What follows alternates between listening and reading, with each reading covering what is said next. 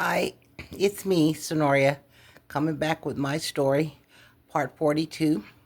So, the last conversation I was talking about the Pampers and so forth. Trust me, I am so happy that I'm able to have them. I don't know what to do. Some people see that and laugh and be like, I would have never said, honey, I'm wearing them and proud of it. Now, the other thing I want to get into, which I think is really, something that we need to address because we are living in times and have been for some time. Let's get into spiritual battles because you hear me mention this a couple of times about things that I've gone through and things I went through.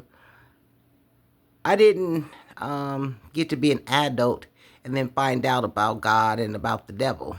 The difference was when I was a child, I was looking at them like the boogeyman or ghost. I didn't know they were demons. So I guess I was about 4 or 5 years old when I started noticing things that should not be there that I could see, and sometimes other people didn't see it. And of course, I'd be up, so yeah, I'm gonna see a lot of stuff because I should have had my little ass in bed, but I didn't. So I always believed that part of my coming here was to, first of all, break some generational curses that I believe were attached to my family long before I came. And the other thing is to bring people into truth and light, and also to talk about things that parents are not willing to talk to their children about, or they don't believe themselves and they doubt stuff. So I want to talk about that a little bit. Um, the thing is that there we have our form, which is, of the flesh.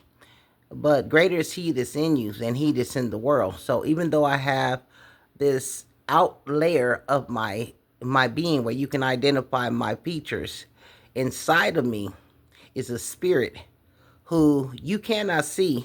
It's more powerful than the one that has the administration over the body who does the talking. There's two things about mankind. First of all, I want to say there's no neutral ground. There's only two things about mankind, and I want you to remember this. There is spontaneous and there's premeditation. All acts are up on those two. Premeditated is a person who says, okay, next time he slapped me, I'm going to take that skill and I'm going to knock him in his motherfucking head. Now, that's a premeditated act. Or when I see that person, I'm going to do X, Y, Z. That is a premeditated thought. Spontaneous is you happen to see the person, something jumps off, and maybe you're the winner, maybe you're not. But you did an act, but it wasn't in your heart to do that to that person. It just happened. Now, the reason I want to talk about that is because it's very important. The body as a whole. We talk about Ephesians, it's talk about putting on the whole armor of God. Well, that is very important because what happens is your eyes, for those of us who can see, because there's some people who are blind. So I'm talking about people who have physical eyeballs and a vision that they can see. Your eyes will see something that relays things to your heart. That gives you the emotion to feel something. Did he just kiss her? Is she? Oh, I know she. Yeah, that becomes emotion and it gets up in your head. That's where most battles start, is in your head. Be careful. Armor that up there. Because, see, when you let things get in, you have both sides. You have a good side and a bad side. We call them personalities, but really it's just a different spirit. You have to be very careful. Then what happens is your whole body gets involved in the situation. So you didn't seen something, you didn't felt something in your heart, and it got in your mind that that's what it is, and out of your mouth, which can be good or bad, a cursing or a blessing, your tongue is so powerful. That's what I'm saying about what you're saying and what you're gonna do. But those aren't the only participants in the crime. The crime is committed when you take your feet, go towards the trouble. Takes you to where you want to respond. Your hands, take apart because they start swinging or doing something or pulling out a gun. So, yeah, different parts of your body all play a part in your demise or your blessing. Be very careful because even though I'm saying it's simple, it's not that simple. It's simple when you understand it. But if you don't understand how you getting yourself in a crisis situation because your whole body is now fucked up because you done made one decision off of something you seen, you felt, it was in your mind, it came out your mouth, your hands, and your feet then got together and took your ass to a journey of no return. Now you're going to prison. Later, when you have time to be in that little brick and you thinking about it, it wasn't even worth it. You could have just let that go on by. They wasn't worth it.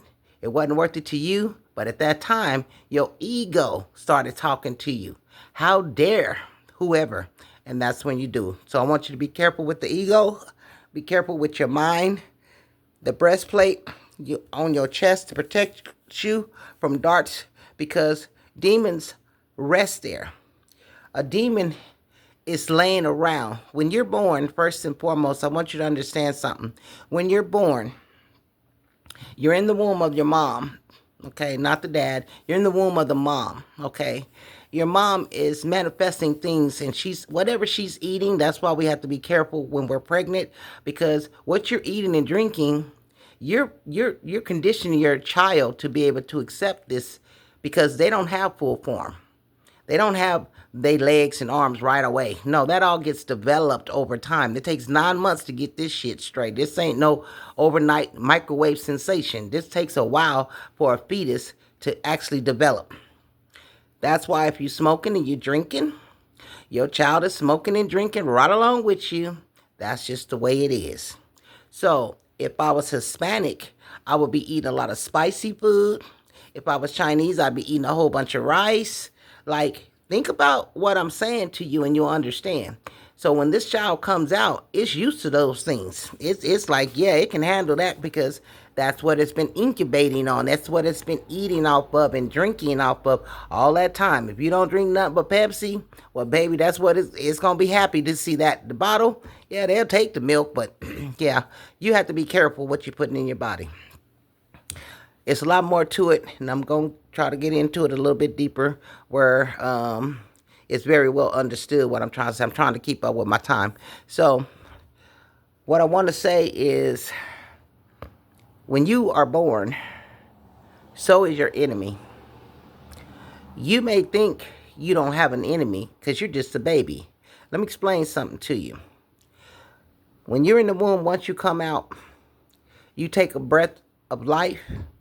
When they hit you on your butt, and that's what a man or a woman does when you come out of the womb of your mom, most of the time we don't come out screaming. Sometimes we do.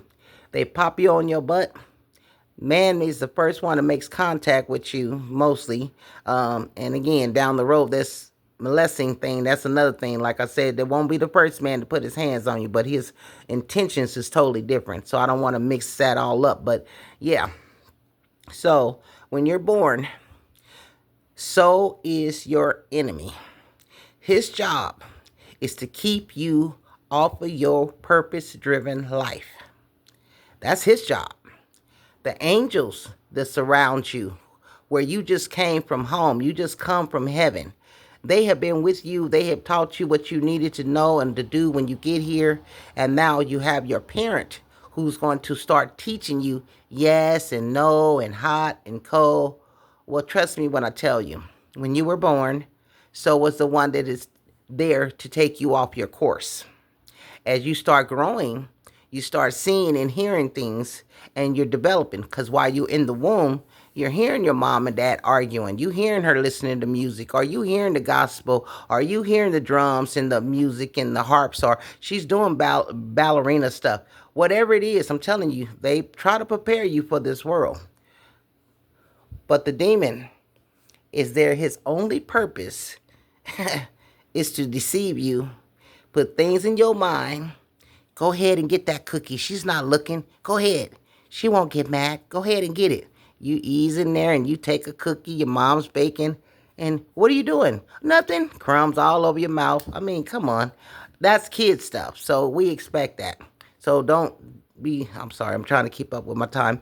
Don't be discouraged thinking, oh my God, everything I did. No. So we've all done something. That's why the Bible is fulfilled when it says no one has come here. We have all fallen short of sin. We've all done it. It don't matter what magnitude you see it as, what age you was. You've done something. You ain't been no just spicy child. You ain't been Jesus. So get that out your mind and quit talking like you are above other people, because you have done something in your life.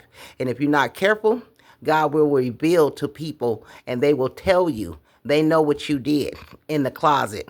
They know what you did under that sheet that day. They know what you did in that parked car. They know what, yeah, see, I don't want to go there because somebody out there is listening to me. Yeah, you need to be careful because you're passing judgment on people because you know something about them. But guess what? That person is lying, saying they didn't do it. And if God wants to, he will reveal it to you so you can let them know, no, there's nothing that's done under the sun that we don't know about, ain't been told. And Jesus always knows what we're doing. I'm going to cut this off because I'm about to get emotional. I'm going to take a break and I'll be back. All right? Okay, I'm going to be going to part 43. All right.